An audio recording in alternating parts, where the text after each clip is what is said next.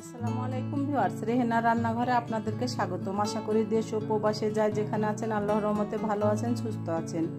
আজকে আমি আবার একটা দারুণ মজার রেসিপি নিয়ে চলে এসেছি। আজকে আমি পাঙ্গাস মাছের মাথা দিয়ে লাউ শাক রান্না করে দেখাবো। এখানে আমি পাঙ্গাস মাছের মাথা নিয়েছি অর্ধেক।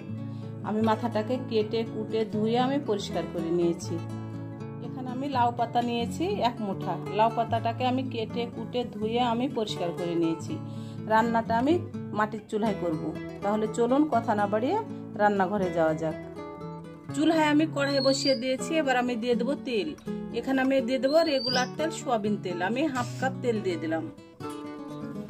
আমি এখানে দিয়ে দেবো পেঁয়াজ কুচি 1 কাপ, কাঁচামরিচ আপনার 6-7টা। আমি এখানে রসুন কুচি দেবো, আপনারা চাইলে রসুন বাটাটাও ব্যবহার করতে পারেন।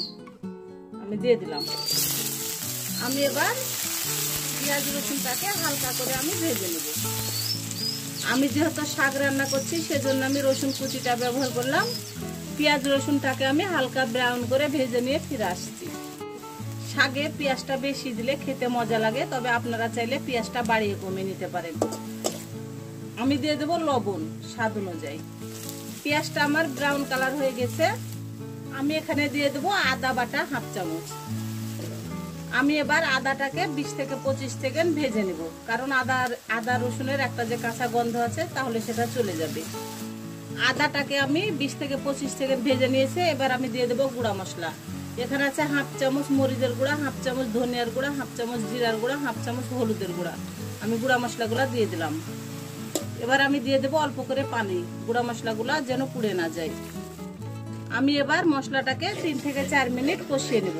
আপনি যতই তেল দেন মশলা দেন, আপনি মশলাটাকে কষাবেন না, আপনার তরকারির স্বাদ আসবে না। আপনি অল্প তেল মশলা ব্যবহার করেন, আপনি মশলাটাকে 3 থেকে 4 মিনিট কষিয়ে নেবেন, আপনার তরকারির অসম্ভব স্বাদ আসবে। আমি মশলাটাকে 3 থেকে 4 মিনিট কষিয়ে নিয়ে আমি একেবারে ফিরে আসছি। মশলাটাকে আমি 3 থেকে 4 মিনিট কষিয়ে নিয়েছি। দেখুন আমার তেলটা উপরে ভেসে চলে এসেছে। এবার আমি দিয়ে দেবো মাছ।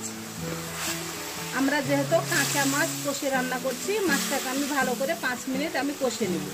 মাছটাকে আমি 5 মিনিট কষে নিয়ে আমি একেবারে ফিরে আসছি। মাছটাকে আমি ভালো করে 5 মিনিট কষে নিয়েছি। এবার আমি দিয়ে দেব লাউয়ের ডগা। ডগাগুলো যেহেতু শক্ত সেজন্য আমি ডগাগুলো আগেই দিয়ে দিলাম। আমি যেহেতু মাছের মাথা ছোট আলু দিয়ে আমি লাউ শাকটা রান্না করব, আমি দিয়ে দিলাম আলু। এখানে আমি ছোট আলু দিয়ে দিলাম প্রায় 150 গ্রাম। অল্প করে পানি দিয়ে দেব। আমি ঢাকনা দিয়ে ঢেকে আমি 10 মিনিট কষিয়ে নেব। 10 মিনিট কষিয়ে নিয়ে আমি ফিরে আসছি। আমি এবার ঢাকনাটা উঠিয়ে নেব। দেখুন আমার খুব ভালোভাবে কষানো হয়ে গেছে। আমার এটা প্রায় সিদ্ধ হয়ে এসেছে। আমি ভালো করে কষিয়ে নিয়েছি। আমি এবার দিয়ে দেব লাউ শাক। আমি এবার এটাকে ভালো করে আমি কষিয়ে নেব। আমার রেসিপিগুলো যদি ভালো লাগে তাহলে আমার ভিডিওগুলো দেখার অনুরোধ রইল। যদি ফেসবুক থেকে দেখেন তাহলে অবশ্যই একটা ফলো দিয়ে দিবেন। ইউটিউব থেকে দেখলে একটা সাবস্ক্রাইব করার অনুরোধ রইল। হাতে যদি সময় থাকে লাইক শেয়ার কমেন্ট করে দিয়েন। আপনাদের একটা শেয়ারে আমি অনেক দূরে এগিয়ে যেতে পারবো। আমি এবার এটাকে ভালো করে কষিয়ে নিয়ে একেবারে আমি ফিরে আসছি।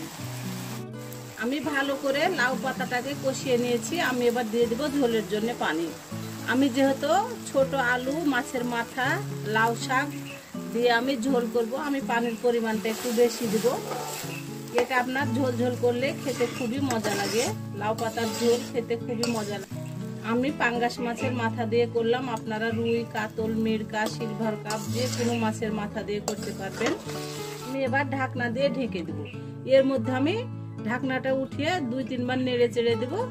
আমি একেবারে রান্না করে ফিরে আসব। আমি এবার ঢাকনাটা উঠিয়ে নিব। রান্নাটা আমার পুরোপুরি কমপ্লিট।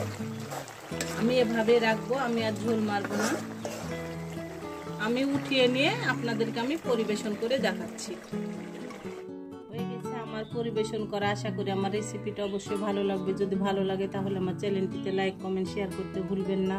বেশি বেশি করে সাবস্ক্রাইব করার অনুরোধ রইল। তাহলে আজকের মতো এখানে বিদায়। আবার অন্য কোনো রেসিপি নিয়ে আসবো। সবাই ভালো থাকবেন। আল্লাহ হাফেজ।